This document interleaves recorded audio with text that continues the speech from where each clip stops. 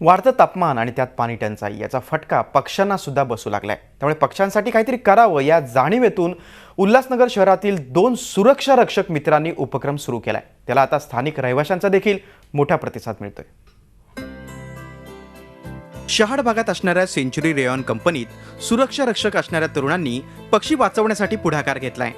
टाकाऊ वस्तूंपासून पक्ष्यांसाठी भांडी तयार केली आहेत। त्यातून पक्ष्यांना दाणे आणि पाणी ठेवलं जातं। हे करण्यामागे एक घटना घडली होती। नारायण वाघा सुरक्षा रक्षक आपली ड्युटी करत असताना एक कोकिळ पक्षी पाण्यासाठी तडफडत असल्याचं दिसलं। त्याच वेळी कुत्र्यांच्या एका घोळक्यानं पक्षावर हल्ला केला।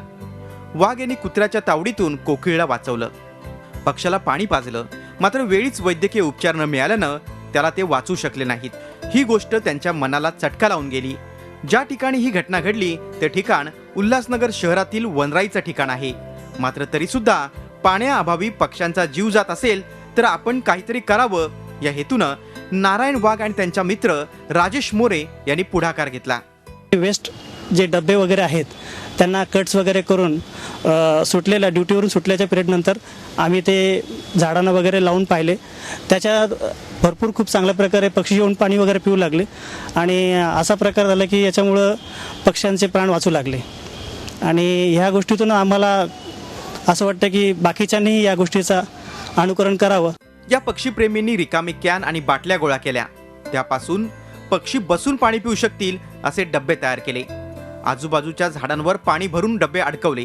पाण्यासोबतच धान्यही ठेवलं। कामावर येता जाता न चुकता पक्ष्यांना पाणी आणि धान्य आहे का याची ते तपासणी करतात। नोकरीसोबत त्यांचा हा दिनक्रमच झालाय। या कामाचा असा परिणाम झाला की त्या ठिकाणी आता कबूतर, चिमण्या, कावळे, पोपट, मैनासारखे पक्षी घोळका करू लागलेत। नागरिक देखील या उपक्रमाला आता प्रतिसाद देत आहेत। आमचे जे सिक्युरिटी गार्ड आहे त्या लोकांनी काही डबे घेऊन त्याला कट करून त्या लोकांनी त्याच्यात पाणी आणि दाणा टाकणं सुरू केलं आणि ते बघून आम्ही पण त्याच्यासोबत ते सहकार्य करतो आणि आम्ही पण जे खूप डबे असतात ऑइलचे जे पडलेले डबे असतात त्यांना काप करून देतो आणि संध्याकाळी परत त्याच्यात दाणा आणि पाणी टाकत असतो आम्ही। या भागात 30 ते 35 ठिकाणी अशी भांडी बसवण्यात आली आहेत। सुरक्षा रक्षकांनी घेतलेला हा पुढाकार निश्चितच इतरांसाठी प्रेरणादायी ठरलाय। चंद्रशेखर भुयार, झी मीडिया, उल्हासनगर। झी 24 तास रहा एक पाऊल पुढे।